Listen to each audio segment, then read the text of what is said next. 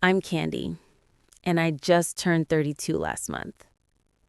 2 years ago, I sat at my parents' dining table and watched them hand my brother Jack a check for $230,000 for his new house. That same night, I overheard my father tell my mother, "At least one of our children isn't a failure." I walked out, deleted their contacts, and stopped calling. 2 years of silence passed until last week, when my brother drove past my new 40-acre property and immediately called our father, yelling, "You need to see what Candy has built." Stay tuned. I'll share how I secretly built my success while my family believed I was wasting my potential. Growing up in Lake Forest, an affluent suburb north of Chicago, our family looked perfect from the outside. Our two-story colonial home, with its manicured lawn and three-car garage, embodied everything my parents valued: status, appearances, and financial success. My father, Michael Henderson, built his career as an investment banker, working 60-hour weeks and measuring his worth by the size of his year-end bonuses.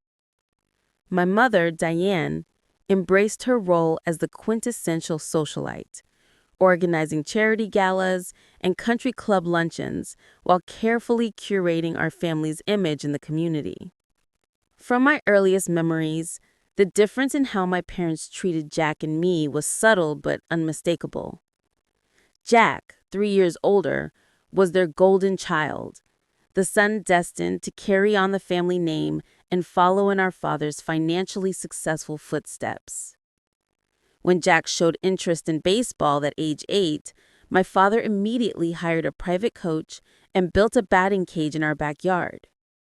When I developed a passion for plants and started a small vegetable garden at the same age, my mother complained about the dirt I tracked into the house, and my father dismissed it as playing in the mud.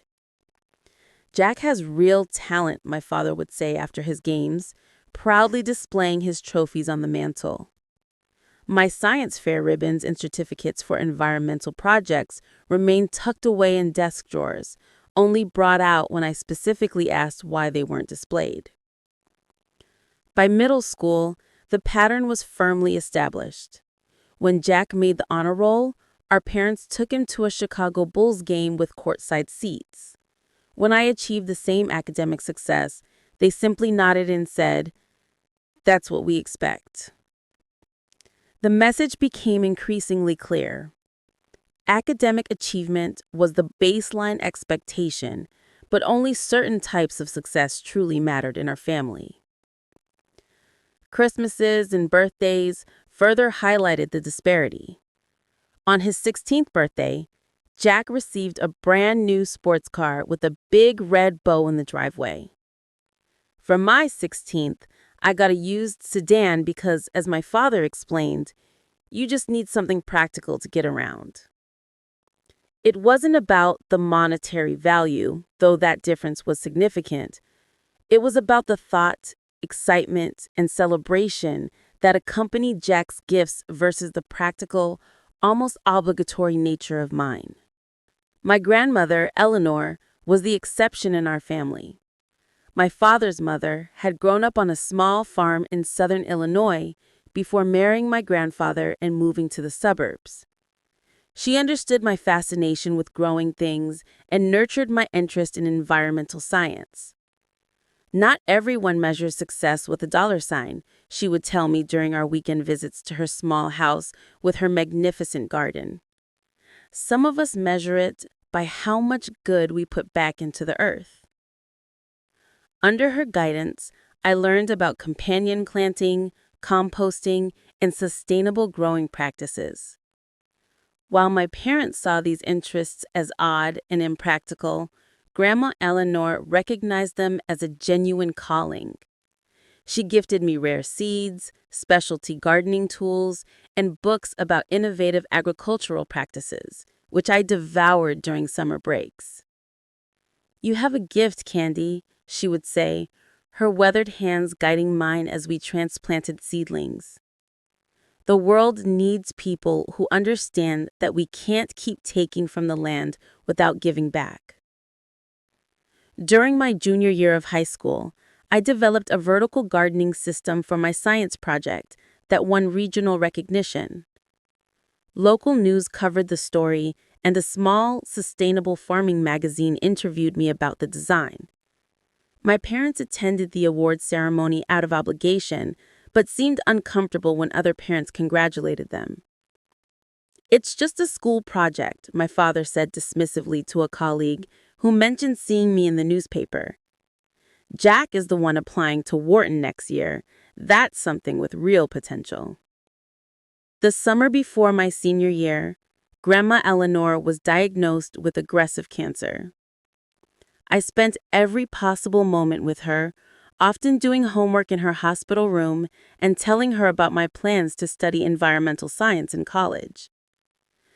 "Promise me you'll follow your heart," she said during one of her last lucid days, her once strong voice barely above a whisper.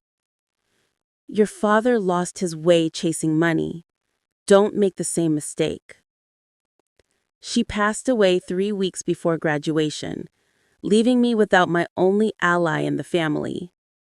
At the funeral, I overheard my father telling relatives that I was going through a phase with this environmental stuff and would eventually come around to something practical. That night, alone in my room surrounded by college brochures for environmental science programs, I made a silent promise to my grandmother that I would stay true to my passion, even without her support. When college acceptance letters arrived, the family's double standard became even more obvious. Jack had been accepted into Northwestern's prestigious business program, and our parents threw a lavish party to celebrate, inviting family, friends, and business associates to toast his bright future. My acceptance to the University of Illinois for environmental science was acknowledged with a brief, "That's nice, dear," over breakfast. When I mentioned the program's excellent reputation and my excitement about their sustainable agriculture research, my father glanced up from his newspaper. "Environmental science? What exactly does one do with that degree? Save the rainforest?" he asked with a chuckle that made it clear he didn't expect a serious answer. "Actually, there are growing opportunities in sustainable agriculture, corporate sustainability consulting, and environmental policy. The field is expanding as companies recognize the business value of sustainable practices." My father exchanged a look with my mother. "If businesses are involved, maybe there's hope for you yet," he said, returning to his newspaper. The financial disparity in our college experiences was equally telling.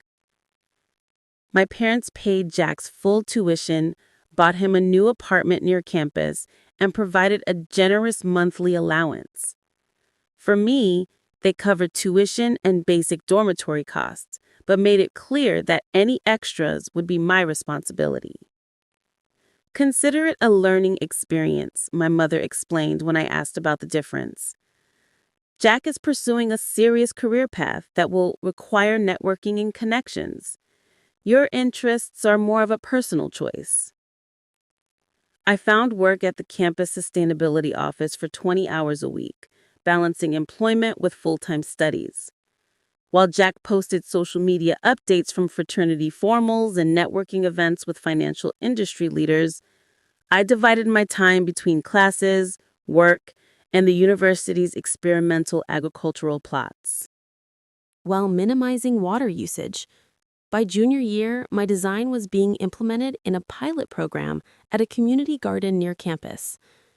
Although the project received a $15,000 university innovation grant, my excitement was dampened by my family's reaction when I shared the news during a weekend visit home. "That's great, honey," my mother said absently, then immediately turned to Jack. "Did you tell Candy about your summer internship offer from Goldman Sachs?" The rest of dinner revolved around Jack's career prospects, the connections he was making, and the impressive entry-level salary he could expect after graduation. My grant-funded project, which had the potential to help address food insecurity, wasn't worth more than a passing acknowledgement. As graduation approached, the divergence in our paths became even more pronounced. Jack completed his business degree and, with our father's connections, secured a position at a prestigious financial firm in Chicago, with a starting salary that made my mother beam with pride when she told her friends. I graduated with honors in environmental science, specializing in sustainable agricultural systems, with a minor in business sustainability. The job market in my field was more challenging, especially for roles aligned with my specific interests. After several months of searching, I accepted an unpaid internship at Urban Harvest, a nonprofit focused on developing community gardens in underserved Chicago neighborhoods. An unpaid internship? At your age? My father's disappointment was palpable when I shared the news over dinner. Jack was earning six figures by the time he was 23. This gives me hands-on experience in exactly the field I want to work in. They're implementing innovative growing systems in urban environments. It's cutting-edge work. Cutting-edge gardening, my father muttered. Is this really the return we get on 4 years of college tuition? My mother placed her hand gently on my arm. Darling, have you considered getting an MBA? With your undergraduate degree and some business credentials, you might find opportunities with better compensation. The suggestion was clear. Abandon my passion for something more lucrative. I declined as politely as I could, explaining that I was committed to my current path. The conversation quickly shifted to Jack's recent bonus and his plans to start looking for a condo in an upscale Chicago neighborhood. Rather than continue living at home under the weight of their disappointment, I found a tiny studio apartment in a less expensive part of the city. The commute to my internship was long, and the neighborhood wasn't ideal, but the space was mine, free from the constant comparisons and thinly veiled suggestions that I reconsider my choices. "You're making this harder than it needs to be," my mother said when we moved out. "We only want what's best for you." "I know, Mom," I replied, understanding that in their own way, they did want me to be happy, but we disagree about what best looks like. 3 years after graduation, I'd worked my way up from unpaid intern to project manager at Urban Harvest. My salary was modest by Chicago standards, requiring careful budgeting and continued residence in my small studio apartment. But I found genuine fulfillment in my work. Under my management, we had established 7 thriving community gardens in food deserts across the city, teaching residents sustainable growing practices while providing fresh produce in areas with limited grocery access. My innovative vertical growing systems had been featured in a sustainability magazine, and I had been invited to speak at a regional conference on urban agriculture. These professional accomplishments brought me personal satisfaction, even as they remained largely unacknowledged by my family, who still measured success in promotions and salary increases. Our family dinners had become less frequent, but no less tense, with my parents' questions inevitably focusing on my financial situation rather than the impact of my work. Jack, meanwhile, continued his rapid ascent in the financial world. Each promotion and bonus was celebrated with expensive gifts and proud announcements to their social circle. The real turning point came during what should have been a happy family occasion. Jack had recently proposed to Amanda, the daughter of one of my father's golf club friends. She came from a similarly affluent background, worked in marketing for a luxury brand, and perfectly fit my parents' vision of an ideal daughter-in-law. My mother immediately began planning an elaborate engagement dinner at their home, calling it the social event of the season within their circle. I arrived early to help with preparations, genuinely happy for my brother, despite our different life paths. Jack and I had maintained a cordial, if somewhat distant relationship over the years. While he didn't understand my career choices, he had never been openly dismissive the way our parents were.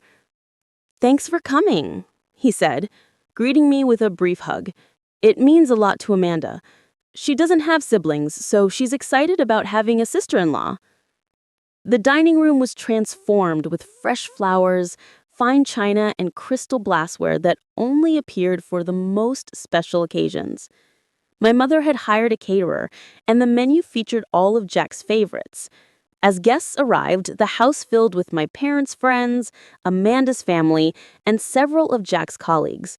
I recognized no one from my own social or professional circles. Another subtle reminder of how separate our worlds had become. Dinner proceeded with multiple toasts to the happy couple, stories about Jack's childhood achievements, and warm welcomes to Amanda as the newest addition to the family. My father, clearly emotional after several glasses of expensive champagne, stood for what we all expected to be a final toast. "Family is everything," he began, his voice thick with pride. "Nothing matters more than seeing your children succeed and build their own lives. Jack has always made us proud. From his first steps to his last promotion, he raised his glass higher. And now, as he prepares to start his own family, his mother and I want to help lay the foundation." He reached into his jacket pocket and removed an envelope. "Amanda, Jack, we want to present you with something to help you begin your life together properly." He handed the envelope to Jack, who opened it and removed a check. His eyes widened slightly before he passed it to Amanda, whose perfect makeup couldn't hide her delighted surprise. $230,000, he announced, prompting appreciative murmurings from the guests. "A down payment for a house worthy of the family you'll build together." The table erupted in applause while I sat frozen, my champagne glass halfway to my lips. $230,000? More money than I would earn in several years, given freely, proudly, and publicly to my brother, while I struggled to make rent each month on my project manager's salary. I forced a smile and joined the applause, fighting back the complicated emotions rising in my chest. This wasn't about jealousy or wanting material things for myself. It was about the stark, undeniable evidence of how differently my parents valued our life choices. After dinner, as guests mingled over after-dinner drinks, I slipped into the kitchen to help the catering staff clean up, needing a moment away from the celebration. As I was stacking dessert plates, I heard my parents enter the adjacent butler's pantry, unaware of my presence on the other side of the partition. "A perfect evening," my mother was saying. "Everyone was so impressed with Jack and Amanda. They make such a handsome couple." "He's done everything right," my father agreed, the ice clinking in his scotch glass. "The right school, the right career, the right girl. We couldn't ask for more." There was a pause. I should have made my presence known, but something kept me silent, sensing the conversation wasn't finished. "At least one of our children isn't a failure," my father continued, his voice lower but still clear enough. "All that education, and Candy is playing with plants while living paycheck to paycheck. I don't understand where we went wrong with her." The plate in my hand nearly slipped as the word failure echoed in my head. After years of dismissal and disapproval, hearing my father explicitly confirm what I had always suspected still felt like a knife to the heart. "She's still young," my mother offered half-heartedly. "Maybe she'll come around eventually." "I doubt it. She's as stubborn as my mother was. Speaking of which, I still think it was a mistake for Mom to encourage all that gardening nonsense, putting ideas in her head about saving the world instead of building a proper career." I set the plate down carefully and stepped into the pantry doorway. My parents, startled, exchanging guilty glances that confirmed they hadn't intended for me to hear their assessment. "Candy," my mother began, her social smile quickly replacing the surprise, "we were just coming to find you for the champagne toast to Jack and Amanda's new home." "No, you weren't," I said quietly, my voice steadier than I expected. You were discussing what a failure I am. Don't worry, I heard you clearly. My father straightened defensively. You misunderstood. We were just expressing concern about your financial situation. No, Dad, I understood perfectly. You gave Jack $230,000 tonight because he followed your approved life plan. Meanwhile, I'm a failure because I chose work that matters to me over a bigger paycheck. That's not fair, my mother interjected. Jack has made practical choices that set him up for long-term security. We're just worried about your future. My future is building sustainable food systems for communities that need them. I'm sorry that's not impressive enough for you. My father set down his drink, his expression hardening. This childish idealism has gone on long enough, Candy. You have a good education that could be applied to something worthwhile. Instead, you're wasting your potential on glorified gardening projects that will never provide real security. Years of suppressed hurt and anger finally boiled over. Worthwhile? My work helps people in food deserts access fresh produce. We're teaching sustainability practices that will matter for generations. Just because it doesn't come with a corner office and stock options doesn't make it worthless. No one is saying your little gardens aren't nice, my mother said in the placating tone she used when trying to smooth over uncomfortable situations. We just want more for you than struggling to pay rent while doing charity work. It's not charity work, Mom. It's my career, my passion, and it's making a real difference. A real difference to your bank account would make a bigger difference to your life, my father countered. Jack understood that from the beginning. That's why we're able to help him with the house now, because he's demonstrated responsibility. So that's it. Financial gifts are only for children who follow your approved career paths. My father's patience visibly thinned. Why would we invest in your future when you've chosen to be a failure? The word hung between us, confirming everything I had just overheard. My mother's eyes widened slightly at my father's bluntness, but she said nothing to contradict him. I see, I said, a strange calm replacing the hurt, as everything crystallized. Thank you for making your position so clear. I walked past them back to the dining room, gathered my purse and jacket, and quietly said goodbye to Jack and Amanda, congratulating them once more. Neither of my parents followed me or attempted to explain or apologize as I left their house. Driving home through sheets of rain that matched my mood, I made a decision that had been building for years. Until my parents could respect my choices and see value in my work beyond its earning potential, I would stop seeking their approval or subjecting myself to their judgment. In my apartment that night, I deleted their contact information from my phone, unfriended them on social media, and blocked their numbers. The finality of these actions brought both pain and an unexpected sense of liberation. For the first time since childhood, I would no longer measure my worth through their disappointed eyes. The first few weeks after cutting contact with my parents were both liberating and terrifying. Without the constant weight of their disapproval, I felt lighter. But the absence of family, even family that didn't understand me, left an undeniable void. I threw myself into my work at Urban Harvest, channeling my emotional energy into expanding our community garden program and refining my vertical growing systems.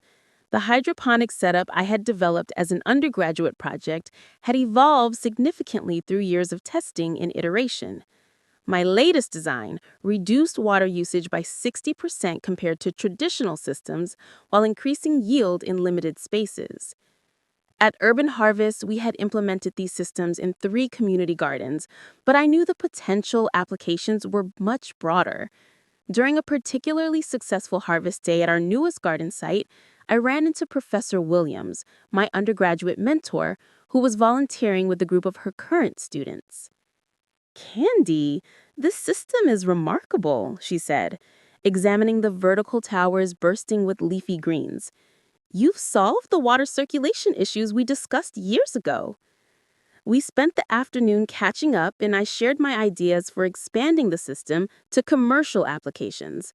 The technology could transform urban food production, but nonprofit budgets are too limited to scale it properly. Professor Williams listened thoughtfully, then said, "You should meet Marcus Chen. He runs an agricultural technology investment fund focused on sustainability. This is exactly the kind of innovation he's looking for." That introduction changed everything. Marcus visited one of our community gardens the next week, asking detailed questions about water efficiency, nutrient delivery, and scalability. 2 weeks later, he invited me to present a formal business plan to his investment team. "Your technology has commercial potential far beyond community gardens.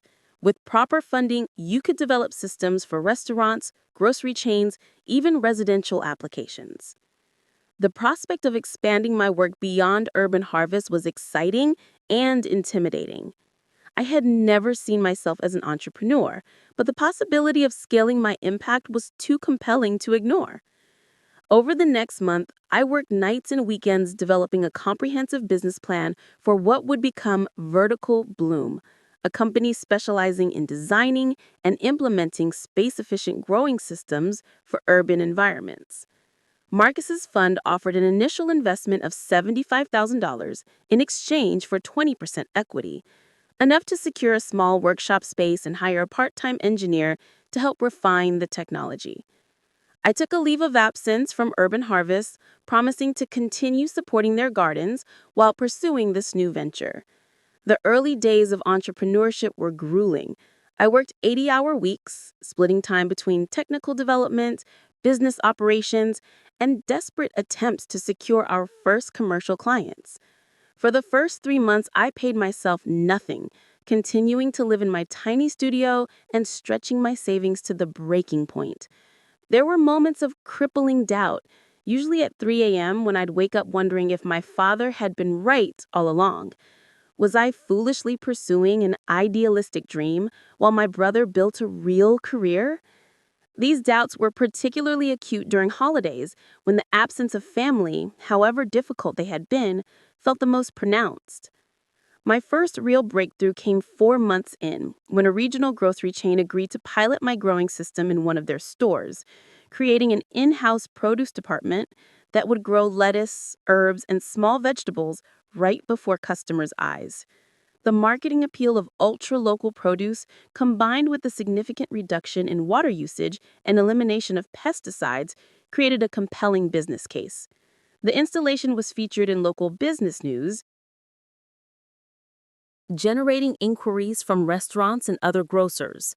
6 months after founding the company, we hired our first full-time employees, a brilliant mechanical engineer named Layla, who helped refine our irrigation system, and a horticulturist named Ryan, who expanded the variety of plants our system could support.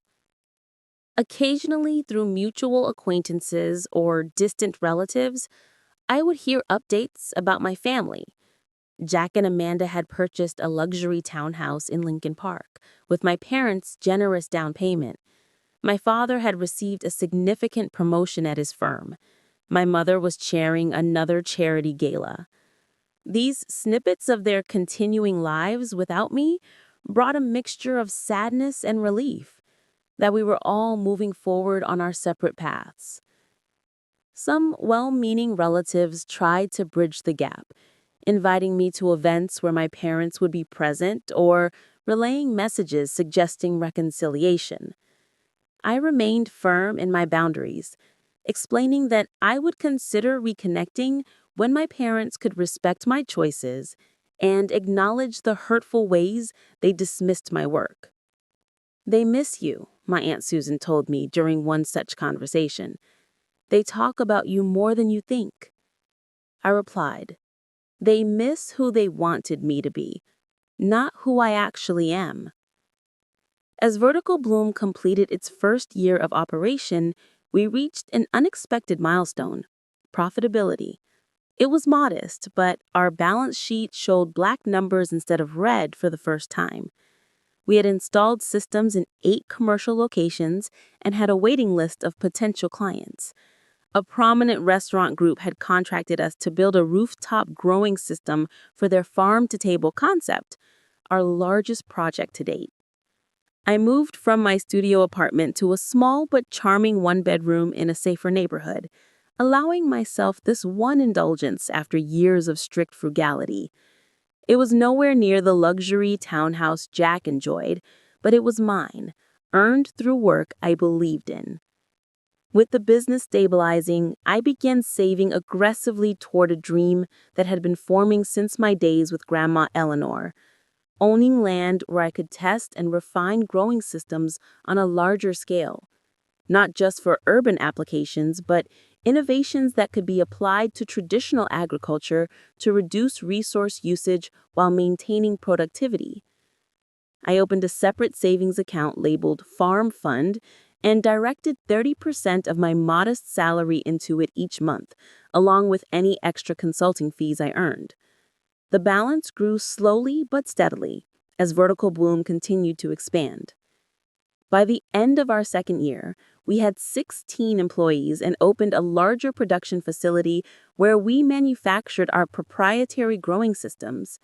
Coverage in a national sustainability magazine brought attention from larger potential clients, including a hotel chain interested in rooftop gardens and a school district looking to implement educational growing systems.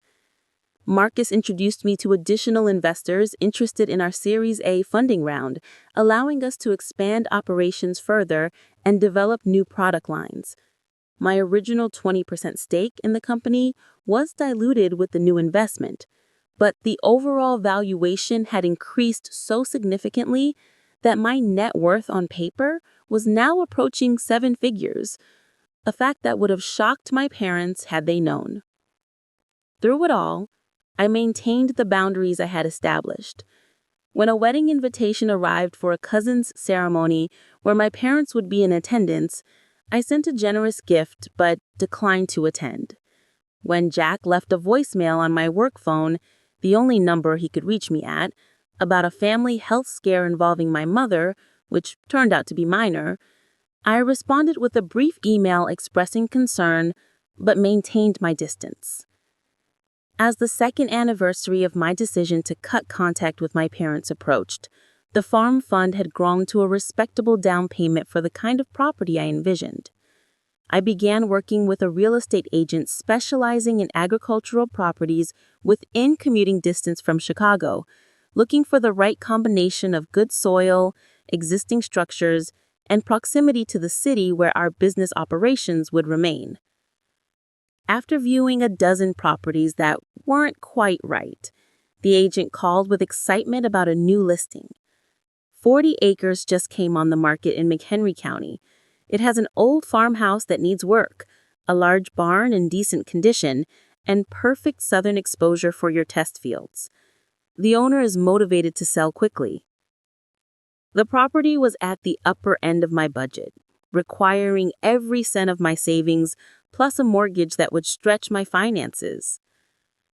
But the moment I drove up the long gravel driveway, I knew it was exactly what I had been working toward.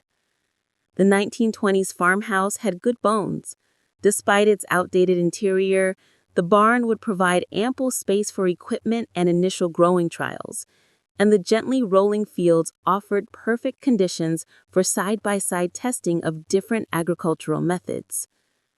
I submitted an offer the same day, and after brief negotiations, it was accepted.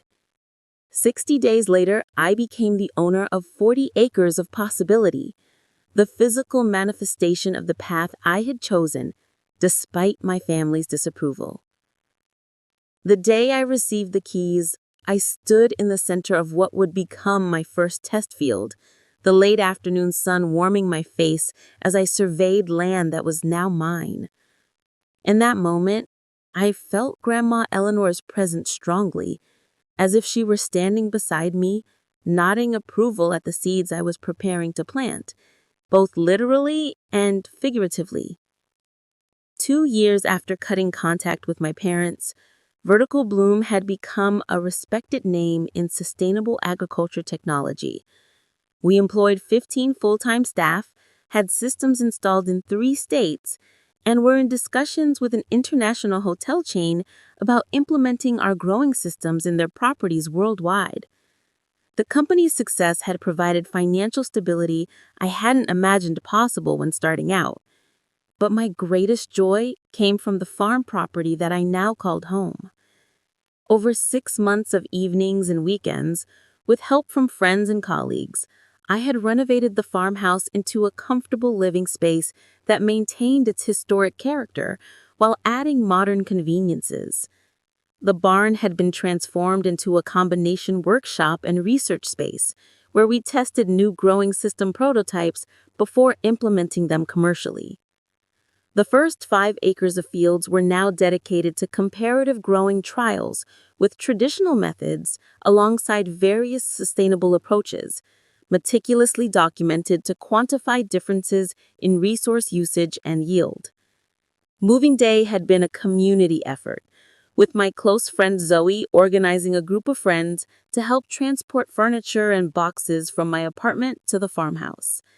By sunset, we were sitting on the wide front porch with pizza and beer, celebrating this milestone that represented not just a change of address, but the culmination of a vision that had sustained me through years of dismissal and doubt.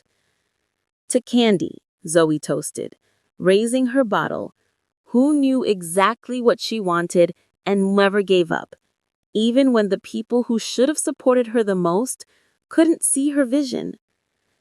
The words brought unexpected tears to my eyes, acknowledgement of both the achievement and the family absence that still ached despite my professional fulfillment. These friends had become my chosen family, supporting my dreams without questioning their value. But the empty space where biological family should have been remained a quiet sadness I had learned to live with. The universe has a strange sense of timing and irony. The very next day, as I was unpacking boxes in my new kitchen, I heard a vehicle coming up the long driveway. Assuming it was one of the friends who had helped with the move returning with a forgotten item, I stepped onto the porch, only to freeze at the sight of a familiar luxury SUV I hadn't seen in 2 years. Jack's vehicle slowed to a stop, and I watched my brother and his wife Amanda staring through the windshield at me, standing on the porch of the renovated farmhouse.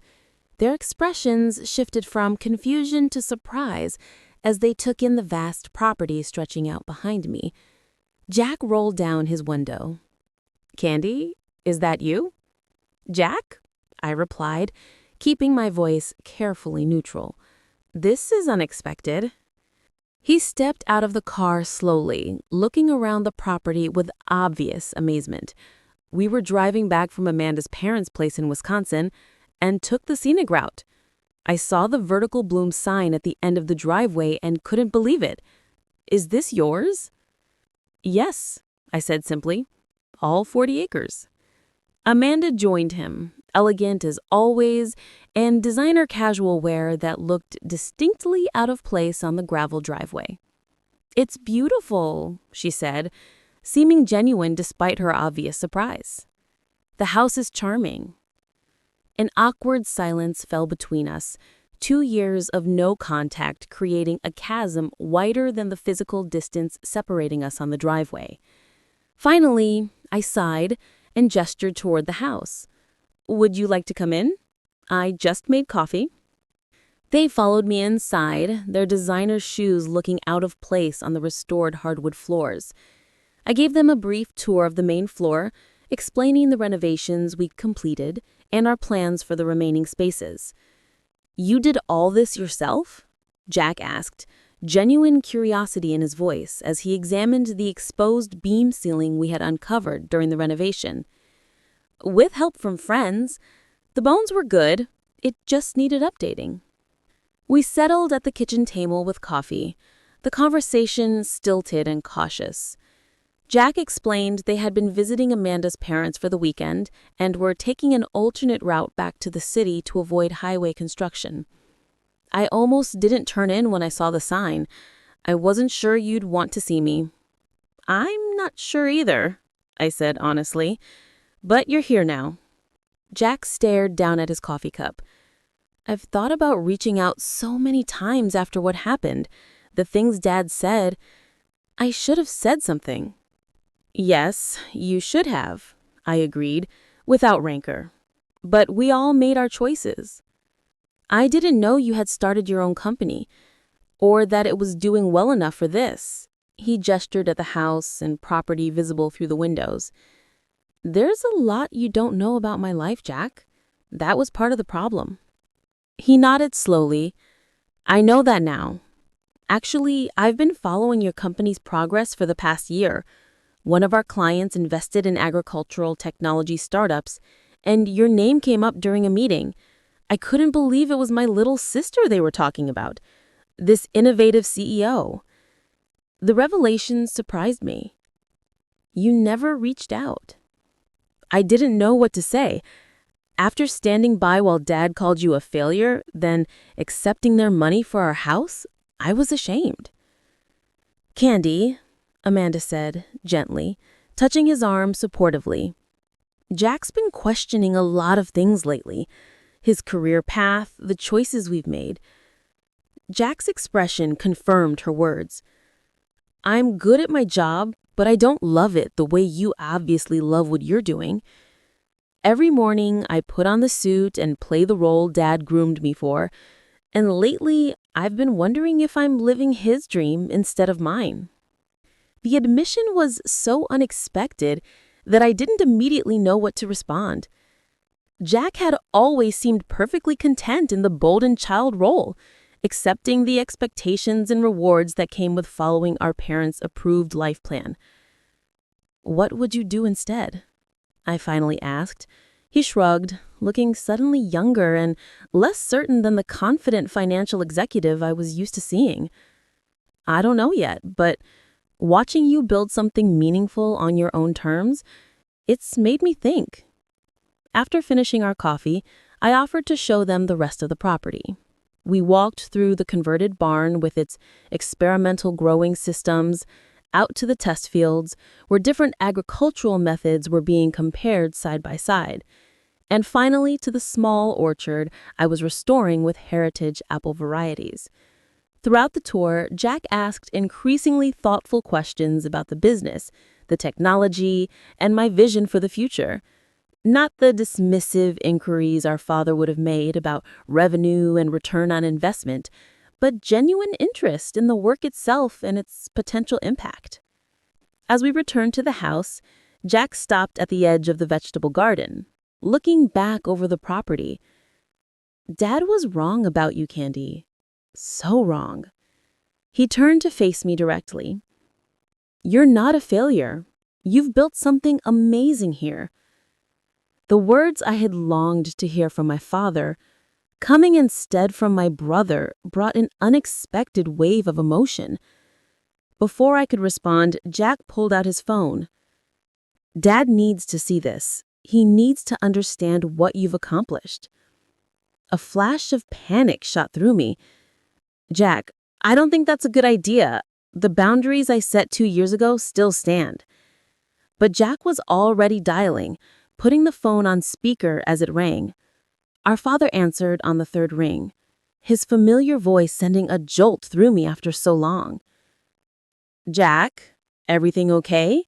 Aren't you driving back from Amanda's parents' place? Dad, you need to see what Candy has built, Jack said, his voice urgent, almost angry. She owns 40 acres in McHenry County. She's built a successful company. She has employees and clients in multiple states. Everything you said about her was wrong. The silence on the other end of the line stretched for several seconds. You're with Candy?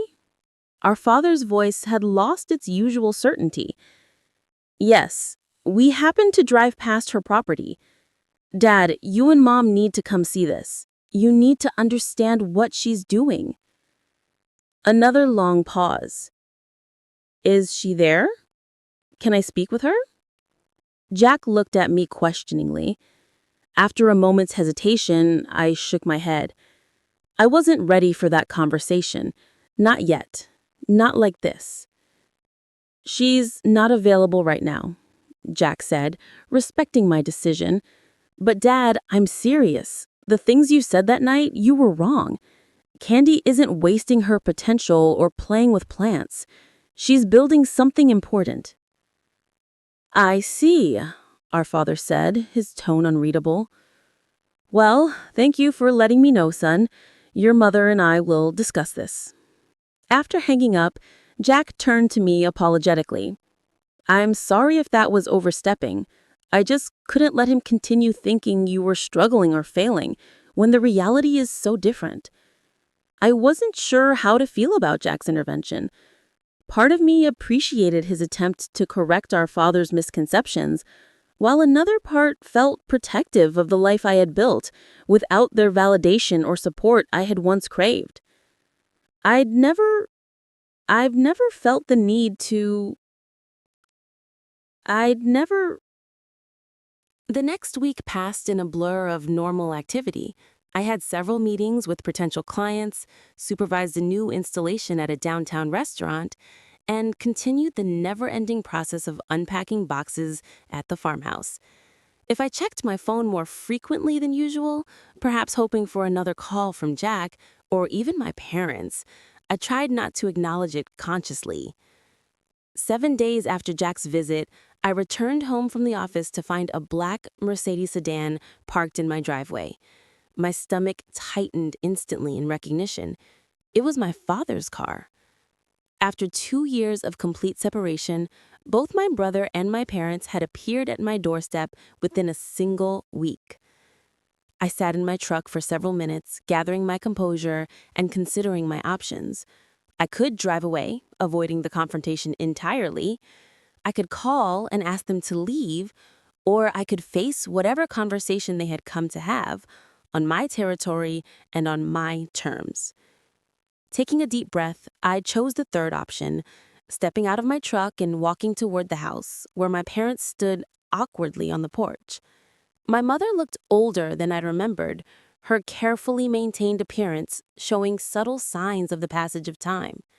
My father stood stiffly beside her, his expression unreadable behind his usual mask of professional composure. "Candy," my mother said as I approached, her voice wavering slightly. "You look well. What are you doing here?" I asked directly, stopping at the bottom of the porch steps. My father cleared his throat. "Jack told us about his visit, about your property and business. We wanted to see for ourselves." 2 years of silence, and now you just show up unannounced? The hurt I thought I had processed resurfaced unexpectedly. "We should have called first," my mother admitted. "We weren't sure you would agree to see us." She wasn't wrong. Had they called ahead, I likely would have declined the visit, not feeling ready for whatever judgment or conditional approval they might offer. "Well, you're here now," I said, echoing the words I had used with Jack. I unlocked the door, but didn't immediately invite them inside. "Why exactly did you come?" My father gestured at the property surrounding us. "To see what you've built." Jack was quite emphatic about us having the wrong impression of your situation. The careful wording was typical of my father, avoiding any direct admission of error or apology. Still, the fact that they had driven out here represented a step I hadn't expected them to take. "Fine," I said, pushing open the door. "I'll show you around and then we can talk." Unlike Jack's visit, which had carried the awkwardness of estrangement, but not the weight of direct hurt, showing my parents my home and work felt both vindicating and vulnerable. As we moved through the house, my mother commented on the charm of the original features we had preserved and the tasteful updates we made, her interior decorator's eye noting details most would miss. "You've done a beautiful job with the renovation," she said, seemingly genuine in her approval. "The space has so much character." My father remained largely silent until we reached my home office, where framed press coverage of vertical bloom lined one wall alongside technical drawings of our growing systems. "Your brother mentioned you had systems in 3 states," he said, studying the materials. "How many employees does your company have now?" 15 full-time, plus contractors for installations," I answered, watching his expression as he processed the information. In the barn workshop, I explained our latest innovations in water reclamation and nutrient delivery, the technical aspects of the business that translated into measurable efficiency improvements for our clients. For the first time, I saw my father's professional interest engaged as he asked questions about scalability and patent protection. As we walked the test fields, the afternoon sun casting long shadows across the carefully plotted sections, my mother asked about the different crops we were growing and why certain methods were placed side by side. "We're comparing water usage, yield, and nutrient density between traditional methods and our modified approaches," I explained, pointing out the irrigation systems and monitoring stations. "The data helps refine our commercial systems and provides case studies for potential clients." By the time we completed the tour, the tension had shifted from hostile to merely uncomfortable. Back at the house, I offered coffee, more out of ingrained politeness than genuine hospitality, and we settled at the kitchen table for the conversation I had both anticipated and dreaded for 2 years. "Your operation is impressive, Candy," my father began, his tone suggesting he was evaluating a business presentation rather than reconnecting with his daughter. "That's because you never asked," I replied evenly. "You decided my work didn't value because it didn't fit your definition of success." My mother placed her hand on my father's arm, a gesture I recognized from countless family discussions where she tried to soften his approach. "We were concerned about your financial security," she offered. "We didn't understand that you were building something with such potential." The careful choice of potential rather than acknowledging actual achievement wasn't lost on me. Even now, they were measuring my work by its financial prospects rather than its inherent value or my passion for it. "My work had value even when I was making $28,000 at Urban Harvest," I said firmly. "The impact of what I do doesn't start and end with the balance sheet."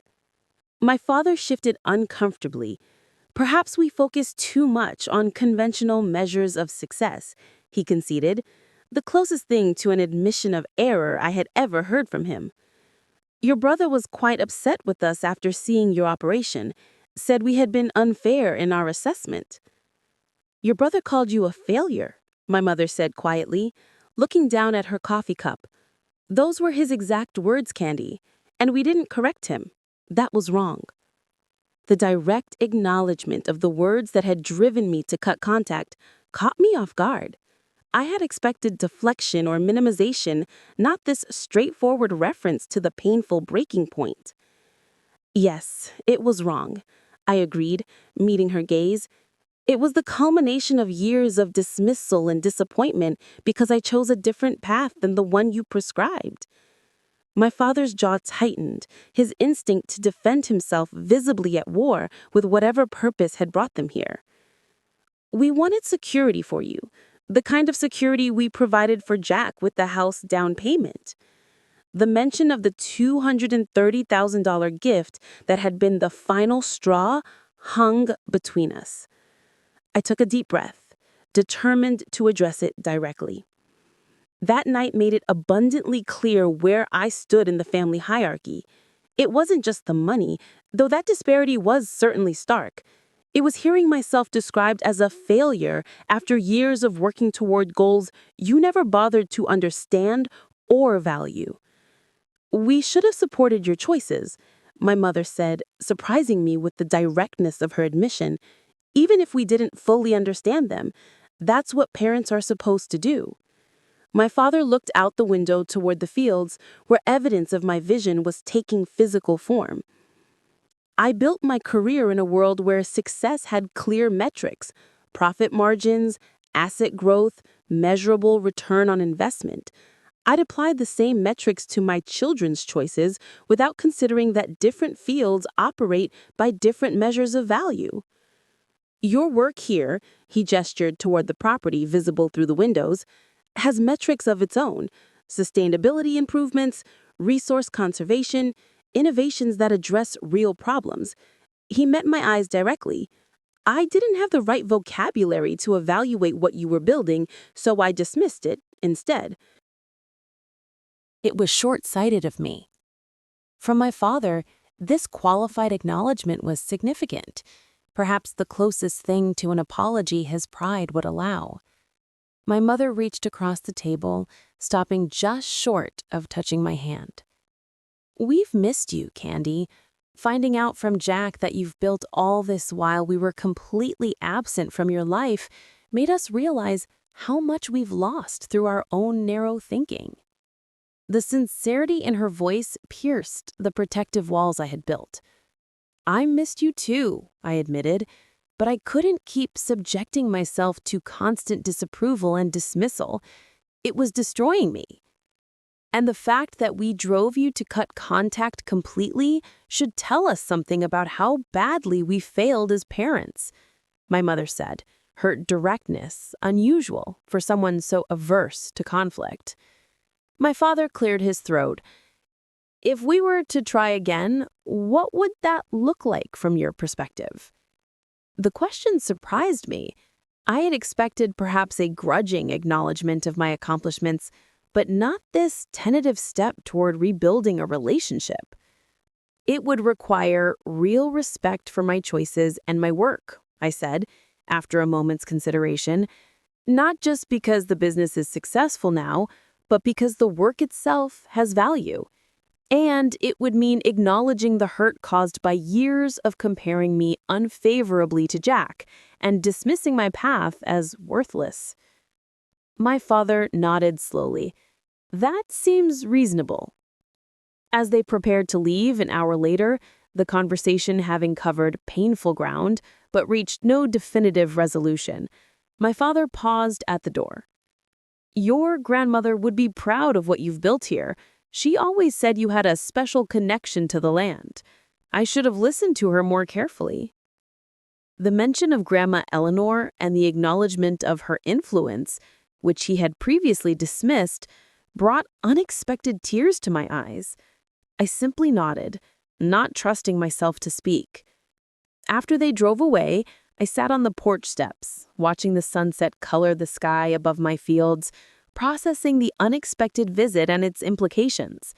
The relationship remained fragile, the hurt not fully healed, but a door had been opened, one I had believed was permanently closed.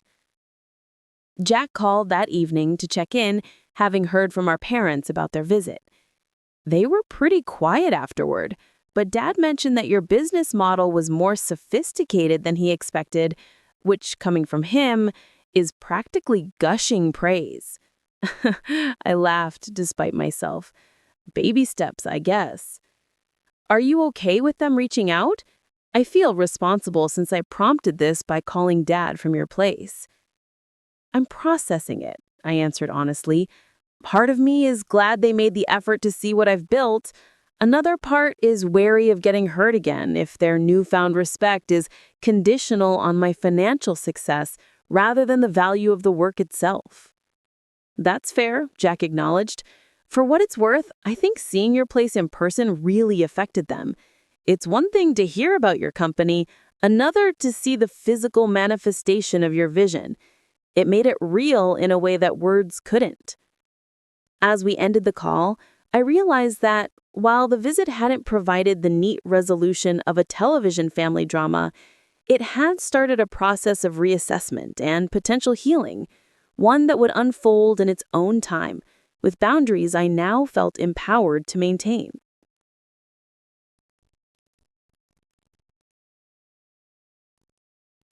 6 months after my parents' unexpected visit to the farm, the landscape, both literal and emotional, had shifted significantly. Spring had transformed the test fields into a vibrant tapestry of green, with experimental crops thriving under various growing methods we were evaluating. The farm had become not just my home, but a living laboratory where Vertical Bloom tested innovations before implementing them for clients. The relationship with my family had similarly begun to take new form, cautious growth replacing the barren silence of the previous 2 years. Jack and I had reestablished regular contact, with him visiting the farm monthly, genuinely interested in the business, and occasionally bringing his financial expertise to bear on growth strategies. "You know," he said during one such visit, helping me install monitoring equipment in a new test plot, "I never expected to enjoy getting my hands dirty like this. Dad would have a heart attack seeing his investment banker son doing manual labor on a farm." The comment revealed how much Jack himself was changing, finding satisfaction in activities beyond the narrow definition of success we had been raised with. He had recently reduced his work hours to 4 days a week, using the extra time to explore interests long suppressed under professional expectations.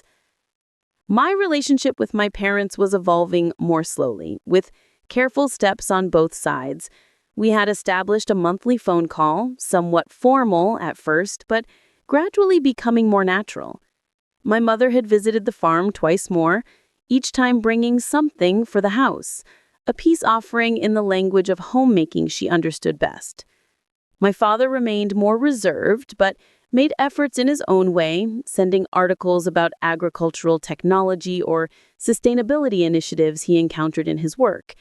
It was his method of demonstrating that he was now paying attention to a field he had previously dismissed, trying to understand my world on its own terms. The most significant test of our fragile new dynamic came with an invitation to dinner at the farmhouse. After much consideration, I had decided it was time to attempt a family gathering on my territory, where I felt most secure and confident. The evening arrived with perfect early autumn weather, a gentle breeze carrying the scent of ripening apples from the orchard. I had prepared a meal featuring produce from the farm, a tangible demonstration of the bounty that could be created through sustainable methods. Jack and Amanda arrived first, bringing wine and an easy familiarity with the space from their regular visits. My parents followed shortly after, my mother carrying a photo album I didn't recognize. "I've been going through old photographs. I realized we have so few of your accomplishments compared to Jack's. All those science fairs and projects that we didn't fully document." The album contained what photos she had managed to find of my early environmental projects, school awards, and even recent press clippings about Vertical Bloom, which she had collected without my knowledge. The effort to acknowledge my path, however belated, was touching in its sincerity. "Thank you," I said simply, recognizing the gesture for what it was, an attempt to rewrite the narrative of indifference that had characterized their response to my achievements. As the evening progressed, my father cleared his throat in the deliberate way that signaled he had something important to address. "Candy, your mother and I have been discussing something we'd like to propose." I tensed slightly, unsure what was coming. "We've been reflecting on the disparity in how we supported you and Jack financially, the house down payment that became a breaking point between us." Jack shifted uncomfortably in his chair, still carrying some guilt about his role in the family fracture. "We'd like to make an equivalent gift to you, $230,000, to use however you see fit, for the business, for the farm, or for yourself personally." The offer hung in the air between us. 2 years ago, such financial validation would have meant everything. Now, having built my success without their support, I found it carried a different significance. "I appreciate the gesture," I said after a moment's consideration, "but I don't need the money personally, and the business is doing well on its own merits." My father's expression fell slightly, the rejection of his attempt at equity clearly disappointing him. "However, I do have a suggestion for how Money could make a difference in a way that would be meaningful to me.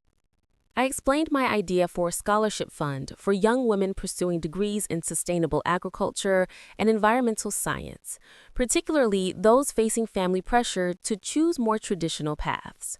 We could establish it in Grandma Eleanor's name, I suggested, supporting students who, like me, see value in work that others might not immediately understand. The mention of my grandmother, whose early encouragement had been so crucial to my path, visibly moved my father. She would have liked that very much, he said quietly. She always believed education should open doors rather than narrow options. Over the following weeks, we worked together to establish the Eleanor Henderson Scholarship for Innovation in Sustainable Agriculture and Environmental Science. The process of collaborating on something meaningful began to heal wounds that simple financial restitution could never address. It created a shared purpose that acknowledged both past hurt and the possibility of a different future. As the one-year anniversary of our confrontation approached, I invited my family to a small gathering at the farm to celebrate both the launch of the scholarship fund and the demonstration growing field, which was now fully operational and providing data for our next generation of commercial systems. Standing together at the edge of the field, watching the sunset paint the sky in brilliant orange and gold, I felt a sense of completion that had nothing to do with winning approval and everything to do with standing firmly in my own truth while allowing space for relationships to evolve. I never imagined this, my father said, gesturing toward the thriving crops and monitoring stations. When you first talked about environmental science, I pictured something abstract, theoretical, not this practical innovation with tangible results. That was part of the problem, I replied without bitterness. You couldn't value what you couldn't envision. He nodded thoughtfully. He measured success by the standards he understood. It limited my ability to see other forms of meaningful achievement. My mother slipped her arm through mine, a gesture of affection that would have seemed impossible during the years of strained disapproval. We're learning, she said simply. And they were, in their own way and at their own pace. The relationship would never be uncomplicated. The years of dismissal and hurt had left marks that time might fade, but never completely erase. Yet, there was genuine growth on all sides, a willingness to expand definitions and expectations that made space for authentic connection. Jack had perhaps changed the most visibly, questioning the path he had followed so dutifully and finding satisfaction in activities and interests outside the narrow band of acceptable pursuits we had been raised with. He had recently joined the board of a nonprofit focused on urban food security, bringing his financial expertise to an organization aligned with the values he had discovered through reconnecting with me. You know what's ironic, he said as we walked back to the house together. Following the approved family plan was supposed to bring security and happiness, but I've never felt more fulfilled than since I started questioning it. Watching you build this life on your own terms gave me permission to examine my own choices. My business continued to thrive, expanding into new markets and developing increasingly sophisticated growing systems for various environments. The demonstration farm became a destination for agricultural students and sustainability professionals, a living showcase of innovation that attracted visitors from across the country. More meaningful than the professional success, however, was the inner peace that came from living authentically. The validation I once desperately sought from my family had become secondary to the satisfaction of creating work aligned with my values. When their respect finally came, it was welcome, but no longer essential to my sense of worth. Standing in my fields as the day's last light painted the sky, I reflected on the journey that had brought me here. The pain of rejection had been real and deep, but it had also been the catalyst for building a life entirely on my own terms, unconstrained by others' limited vision of what success should look like. Some wounds might never fully heal. Some patterns of family interaction might always require conscious effort to navigate. But the authentic path I had chosen had ultimately created the possibility for more genuine connections based on who we truly were rather than who we were expected to be. The greatest lesson wasn't that I had proven my parents wrong or that success had vindicated my choices. It was defining success on my own terms, standing firmly in my truth, even when it meant walking alone for a while, that had created the foundation for a life of integrity and purpose that no external validation could provide. Have you ever had to choose between family expectations and your own authentic path? I'd love to hear your stories in the comments below. Sometimes the hardest boundaries to set are with the people we love most, but standing in your truth can lead to unexpected growth for everyone involved. If this story resonated with you, please hit the like button, subscribe for more real-life journeys, and share it with someone who might need encouragement to follow their own path, even when it's not the one others have mapped out for them.